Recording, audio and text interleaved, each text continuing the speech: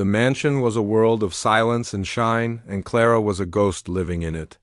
Her days were measured in the soft whisk of a duster across polished wood and the quiet squeak of her worn shoes on the cold marble floors. She had learned the art of being invisible, of moving through the grand, empty rooms like a whisper of air. The people who owned the house, the rich family who lived on the upper floors, rarely saw her. If they did, their eyes would simply slide past, as if she were just another piece of furniture to be ignored. She was just the maid. That was her name, her purpose, her entire identity in this place, but inside her head, a different world played on. As her hands worked, wiping away smudges from silver picture frames or straightening the perfectly placed cushions on a sofa no one ever sat on, her mind was full of music. Her fingers would twitch, tracing silent scales on the polished surface of a dining table. She would hear the rich, deep notes of a cello or the soaring melody of a violin in the hum of the refrigerator. It was her secret, a world she had built to survive the silence. This world of music was a memory, a ghost of a life she once had. A life that was cut short when her father got sick. The scholarship to the music conservatory, the dream of making her own music, had to be packed away in a box just like her old sheet music. She took this job because the money was good, and it was the only way to pay for the doctors and the medicine. So, she traded her piano keys for a duster, and her concert hall for a mansion that felt more like a museum. Her work mostly kept her on the main floor, but once a week she was assigned to the East Wing. This was different. The air here was heavier, thicker with a sadness you could almost taste. It was the private part of the house belonging to the family's son. He had been in an accident 2 years ago, a car crash that had taken his sight, and it seemed his will to live. The other staff spoke about him in hushed tones, if at all. He never came out. They said he was angry, broken. Clara only ever heard him sometimes, the muffled sound of a door being slammed, or the low, rough sound of his voice talking to someone on the phone. His wing of the house was a prison, and he was the only one in it. The first time she entered his room to clean, she felt it immediately. It was a large, beautiful room with big windows that looked out over a sprawling garden, but the heavy curtains were always drawn. The air was stale and still. In the middle of the room, covered by a large white sheet, stood a grand piano. It looked like a sleeping giant, a monument to a life that was no longer being lived. A thin layer of dust had settled on the sheet, making it look like a shroud. Clara felt a strange pull towards it. She had to stop herself from reaching out and lifting the sheet, just to touch the keys underneath. She wondered if he ever played it. She wondered if he hated it. It must be a constant reminder of everything he had lost. Weeks went by. Clara would clean the silent room, her movements extra careful, as if she were in a sacred place. She would dust around the shrouded piano, her heart aching with a strange, familiar sadness. She knew what it was like to lose music. She had chosen to leave it, but it was still a loss, a quiet ache in her soul. For him, it must be 1,000 times worse. To have the music, the ability right there in the room, but to be separated from it by a wall of darkness. One afternoon, she was just finishing up in the room. The silence was so deep it felt like it had its own sound. She was about to leave when she heard it. It wasn't a loud sound at first, more like a shuffle, a foot dragging on the thick carpet, then a sharp intake of breath. Clara froze, her hand on the doorknob. She wasn't supposed to be in here when he was. Her heart started to beat a little faster. She should leave quietly before he knew she was there. But something made her stay. A morbid curiosity, maybe. Or perhaps it was the musician in her sensing a story in the silence. Then came the sound. It was a violent, ugly crash of piano notes. A discordant, angry jangle that ripped through the quiet of the room. It wasn't music. It was noise, a raw scream of frustration turned into sound.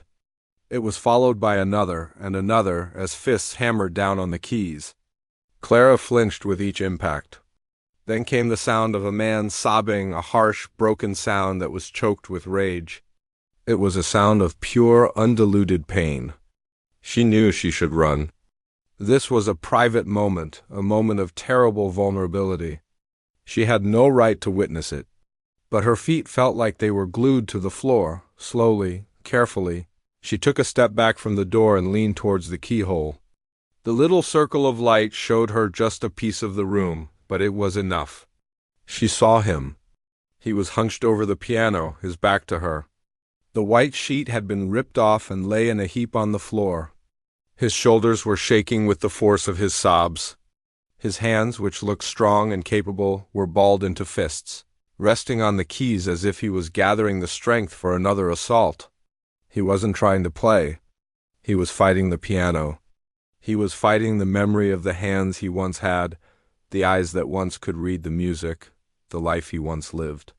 He was a prisoner in his own darkness, and the piano was both his only connection to the outside world and the cruelest reminder of his cage, watching him. Clara felt a strange shift inside her. The pity she felt for the rich, sad boy in the big house melted away, replaced by something much deeper. It was the feeling of one musician for another. She saw in his rage the same passion that she felt in her own quiet, hidden world. He wasn't just a blind man.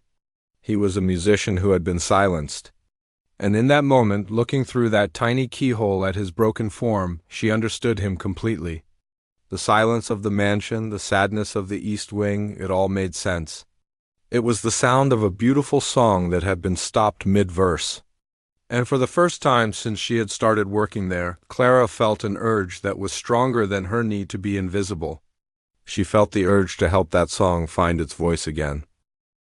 The image of the young man's hunched, shaking back was burned into her mind like a photograph. For days after she peeked through that keyhole, Clara went about her work in a daze. Her hands would polish a silver fork until it gleamed, but her eyes saw only the white sheet thrown on the floor, the fists hammering the piano keys. The sound of his broken sobs echoed in the quiet spaces of her own mind. The mansion, which had always felt like a cold and empty place, now felt haunted. It was haunted by the ghost of a song that could no longer be sung. At night, in her small, plain room in the attic, she would lie awake. The house would settle around her, groaning and creaking like an old ship. She would stare at the ceiling, the conflict inside her growing louder and louder. She was just the maid, a ghost in someone else's house. Her job was to clean, to be silent, to not get involved. The thought of what would happen if she were caught sent a cold shiver down her spine. The lady of the house had eyes like sharp little stones. She would be fired on the spot without a reference. Her family would be left with nothing. The risk was enormous. It was a stupid, impossible idea, but then another thought would push its way through the fear. It was the memory of the sound he made. Not the angry crashing, but the raw pain underneath it. It was the sound of a soul that was starving. And she, Clara, had a loaf of bread in her hands, even if it was a loaf she was supposed to keep hidden. She knew what it was like to have music locked away inside you. She had chosen her path, as hard as it was, but his path had been chosen for him in a flash of metal and darkness. He hadn't chosen to be silent. The conflict became a physical thing, a tight knot in her stomach. Every time she had to clean the East Wing, her heart would start beating faster. She would linger outside his door, her hand hovering over the doorknob, hoping to hear something, anything. But the room was always silent. The silence was worse than the anger. It was the silence of giving up. Then, one evening, about a week later, she heard it. It was faint, so faint she thought she might have imagined it. It wasn't a crash. It was a single, hesitant note. Plink, then a long pause, plink, plink. It was the sound of someone trying to remember, a melody they had long forgotten. He was searching for it in the darkness, one finger at a time. He would find a few notes, then lose the thread, letting out a soft, frustrated sigh. The sound was so full of a quiet, desperate hope that it broke something open inside her. It was the sound of a plant trying to grow through a crack in the concrete. That was it. That was the sign she had been waiting for. That night she couldn't sleep.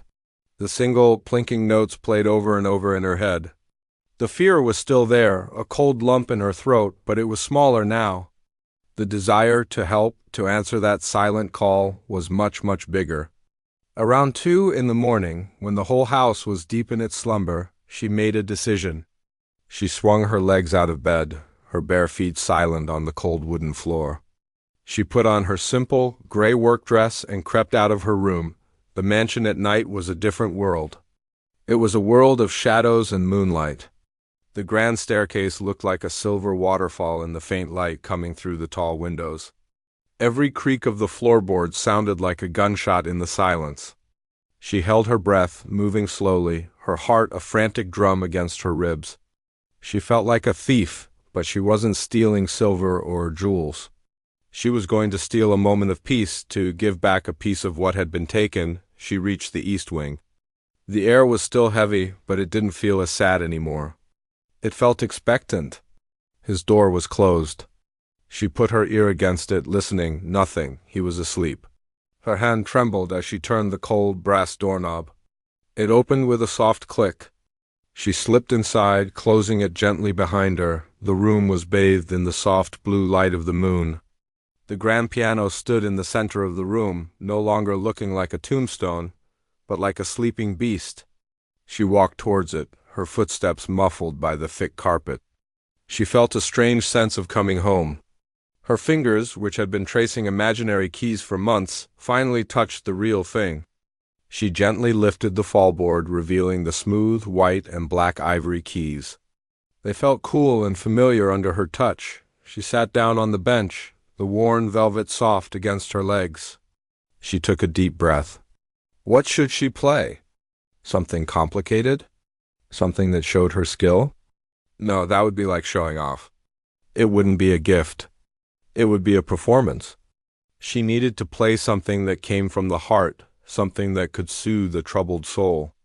She thought of the lullaby her mother used to sing to her when she was little, a simple, sweet melody about a boat sailing on a quiet river. Her fingers found the starting position. She hesitated for just a second, then began to play. The first notes were soft, almost a whisper. The melody was simple, clean, and pure. It flowed through the silent room like a gentle stream, washing over the furniture and the heavy curtains. It was a sound that didn't belong in the mansion. It was too real, too full of feeling. As she played, she closed her eyes, letting the music carry her away. She wasn't a maid in a rich man's house anymore. She was just a musician, sharing a piece of her soul. She forgot about the risk, about the fear. There was only the music, and the quiet peace it brought. She was so lost in the melody that she didn't hear the soft sound from the bed in the corner. She didn't see the figure sit up slowly, his head turned towards the sound. She played the last chord, letting it hang in the air for a long moment before it faded into silence. The room was quiet again, but it was a different kind of quiet now. It was a peaceful, shared quiet. Who's there? The voice was low and rough from sleep, but it cut through the silence like a knife. Clara's eyes flew open. Her body froze. Every muscle in her went rigid. The blood drained from her face. She had been caught. The cold fear she had pushed away came rushing back, 1,000 times stronger. This was it. She was going to be thrown out. Her family would be... She jumped up from the piano bench, her heart hammering against her chest, so hard she thought it might burst. I'm so sorry, she stammered, her voice a shaky whisper. I didn't mean... I'll leave right now. Please, I'm so sorry. She turned to flee, her hands shaking, ready to face the consequences. Don't stop. His voice stopped her dead in her tracks. It wasn't angry. It wasn't even annoyed. It was quiet and filled with a strange kind of wonder. She slowly turned back, her breath caught in her throat. He was sitting on the edge of his bed, his face a pale oval in the moonlight. He wasn't looking at her, of course. He was looking towards the piano, towards the sound. Please, he said again, his voice softer this time, almost a plea. Don't stop. That was beautiful. Clara stood there, caught between terror and disbelief. She had expected shouting, threats, the call for security. She had not expected this. She had not expected a simple, honest compliment that seemed to come from the very bottom of his heart. In that moment, looking at the lonely figure in the big, dark room, she understood. The fear was still there, but it was now overshadowed by a powerful, undeniable connection. He wasn't the master of the house, and she wasn't just the maid. They were two people who had found each other in the dark, connected by a single, perfect note. The air in the room was thick, so heavy with unspoken words that Clara felt she could barely breathe. His plea, "Don't stop," hung in the space between them, a fragile thread connecting her terror to his hope. Her first instinct, the one born from years of being invisible and powerless, was to run. To flee back to the safety of her small attic room, to pretend this never happened, to bury the memory of his voice and the moonlight on the piano keys. But her feet were rooted to the spot. She looked at him, really looked at him. He wasn't a master of the house or a rich man's son in that moment. He was just a silhouette in the dark, a lonely figure reaching out for a lifeline she had accidentally thrown. Slowly, hesitantly, she moved back towards the piano bench. Every creak of the floorboard sounded like an alarm. She sat down, her body stiff with apprehension. She didn't know what to play. The simple lullaby felt like a secret she had already shared, and now it felt too small for the huge, quiet space between them. Her fingers hovered over the keys, trembling. "Play it again," he whispered, his voice still raspy. "The one you just played?" Clara took a shaky breath and placed her fingers on the keys. She started the lullaby again. This time, the music was different. It wasn't just for her anymore. It was for him. She played it softer, slower, pouring all the gentleness she could into each note. She was acutely aware of his presence, of the way his head was tilted, his entire being focused on the sound. She was no longer a ghost. She was a performer, and he was her only audience. When she finished, the silence that followed was not empty. It was full. It was filled with the memory of the music and the weight of his attention. He didn't say anything for a long time. He just sat there, a still statue in the moonlight. Clara waited, her heart a frantic drum against her ribs. She was bracing for the shouting, the accusations. But they never came. "Who are you?" he finally asked. It wasn't a demand. It was a genuine question, full of a quiet curiosity. I'm the Maid," she stammered, the title feeling small and wrong on her tongue. "No," he said, shaking his head slowly. "The person who plays like that? She's not just a maid." He paused, and when he spoke again, his voice was filled with a vulnerability that was so raw it hurt to hear. "I used to play before everything. I was good. Not just good. I was... the music was inside me. And now it's gone. I can't see the keys. I can't read the music. My hands feel like they belong to someone else. When I try, it just sounds like a monster." Clara's heart ached for him. She understood completely. It was the frustration of a dancer who could no longer feel their legs, a painter who couldn't see colors. It was the deepest kind of loss. "Can you?" He started, then stopped, as if the words were too hard to say. He took a deep breath and tried again. "Could you teach me? Not to read music or anything like that, just to feel it again? To not hate the sound of it?" The question hung in the air, impossible and insane. Teach him? Her? A maid who had abandoned her own dreams. The risk was enormous. If they were caught, she would be out on the street without a moment's notice. But looking at him, seeing the desperate hope in his blind eyes, she knew she couldn't say no. To say no would be like telling a drowning man you wouldn't throw him a rope because you might get wet. "Yes," she heard herself say, the word barely a whisper. "Yes, but we have to be careful. We have to keep it a secret." A small, sad smile touched his lips. "My whole life is a secret," he said. "One more won't make a difference." And so, their strange, secret partnership began. It became a ritual. Every night, long after the rest of the household had fallen asleep, Clara would slip out of her room and make the silent journey to the East Wing. The mansion, once a place of fear and isolation, became a secret world that only the two of them shared. Their first lessons were not about music. They were about touch. She would take his hands, which were often clenched into fists of frustration, and gently uncurl his fingers. She would place them on the keys, one by one. "Feel this," she would whisper. "This is middle C. It's the anchor of everything. Find it. Remember its feel, its position under your thumb. She taught him to see the piano with his hands in his ears. She taught him to count the keys, to measure the distance of an octave with the span of his hand. She would press a key and tell him to feel the vibration travel up through the piano, through the floor, and into his feet. The music isn't just in the air, she told him. It's in the wood, in the floor. It's a physical thing. You can feel it just as well as I can see it. There were setbacks.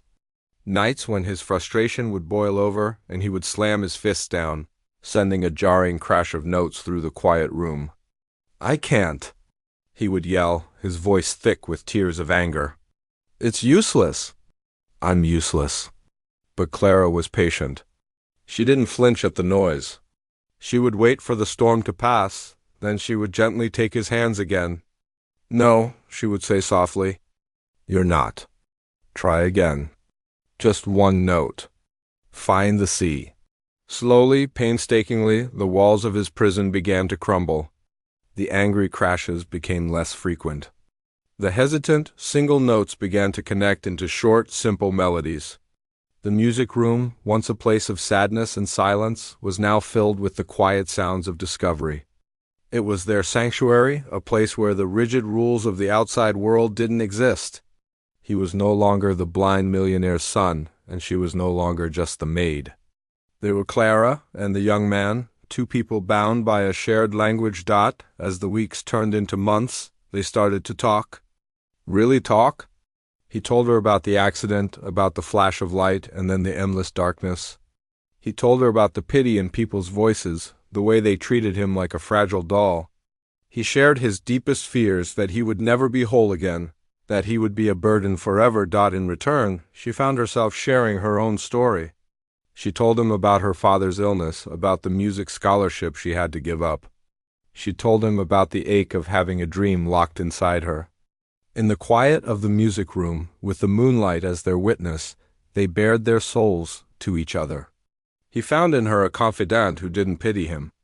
She found in him an understanding of her own loss that no one else could ever grasp.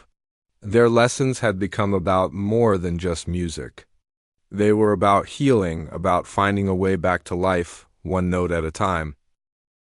The seasons changed outside the tall windows of the mansion, but inside the East Wing, time was marked by the slow, steady progress of their secret lessons. The discordant crashes of anger had been replaced by the gentle, flowing melodies of hope. The young man's hands, once balled into fists of frustration, now moved across the keys with a growing confidence. He was learning to see with his ears, to paint pictures with sound. The music room was no longer a prison, but a sanctuary, a small, warm world where two souls could meet without the judgment of the outside, but the outside world was waiting. The announcement for the family's annual charity gala arrived, a thick, expensive card with gold lettering. For the young man, it was a summons to a world he no longer recognized. For his mother, it was a duty. She saw his progress not as a personal victory, but as a potential asset to be displayed. "You will attend," she told him, her voice crisp and unyielding. "It's important for people to see you, to see that you are managing." He hated the galas. He hated the suffocating cloud of pity that followed him, the way people would speak to him in loud, slow voices as if he were a child. He hated the feeling of being an exhibit, the tragic son of the wealthy family. But this year, something was different. A quiet resolve had taken root inside him, a strength that had been nurtured in the quiet of the music room. He didn't just want to manage, he wanted to live. The night of the gala, the mansion was transformed. The main ballroom was filled with the sound of clinking glasses, soft laughter, and the murmur of 100 conversations. Women in bright, sparkling dresses and men in sharp tuxedos moved like colorful fish in a vast, glittering aquarium. The young man sat at a table with his mother, his cane resting against his chair, feeling like a stone in the middle of a flowing river. He was dressed in a fine suit, but he felt more out of place than ever. His mother had arranged for a small string quartet to play in the corner. But in the center of the room, on a small stage, sat a grand piano. It was for show, a piece of elegant furniture. No one was expected to play it. As he sat there, listening to the shallow conversations around him, He felt a familiar wave of despair wash over him. This was the world that saw him as broken. Then his head turned, almost as if by instinct, towards the far wall of the ballroom. There, standing in the shadows in her simple gray uniform, was Clara. She was trying to be invisible, just another part of the staff, but to him, she was the brightest person in the room. She was his anchor, the one who had taught him that he wasn't broken after all. Their eyes met across the crowded room. She gave him a small, encouraging nod. In that moment, he knew what he had to do. He pushed his chair back and stood up. The murmur of the crowd seemed to quiet for a second as people noticed his movement. His mother looked at him, her eyes wide with alarm. "What are you doing?" she whispered. "Sit down." He ignored her. He took his cane in his hand and began to walk, not with the hesitant shuffles of the past, but with a slow, deliberate confidence. He made his way through the crowd, which parted for him like a sea. He walked past the string quartet, past the tables laden with food and champagne, and directly to the small stage. He ascended the 3 steps and sat down at the grand piano. A hush fell over the entire ballroom. The string quartet stopped playing. Everyone turned to look. It was an unprecedented, shocking sight. The blind, reclusive son of the family was at the piano. His mother stood by her chair, her face a mask of horror and confusion. What was he doing? He was going to embarrass them all. He placed his hands on the keys. For a moment, he just sat there, his head bowed. The room was so quiet you could hear a pin drop. Then he began to play. The first notes were soft, simple, and achingly familiar.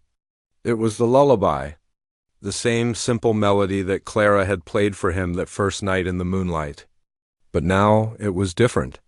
His hands, which had once struggled to find a single note, now moved with a grace and a depth of feeling that was breathtaking. He wasn't just playing the notes, he was telling a story. It was a story of darkness and light, of sorrow and hope, of a voice that had been lost and was now found. The music filled the room, pushing out the shallow chatter and the clinking glasses. It wrapped around everyone present, a spell of pure, honest emotion. People who had been whispering about him moments before now stood in stunned silence, their faces filled with awe. They weren't seeing a tragic blind man anymore.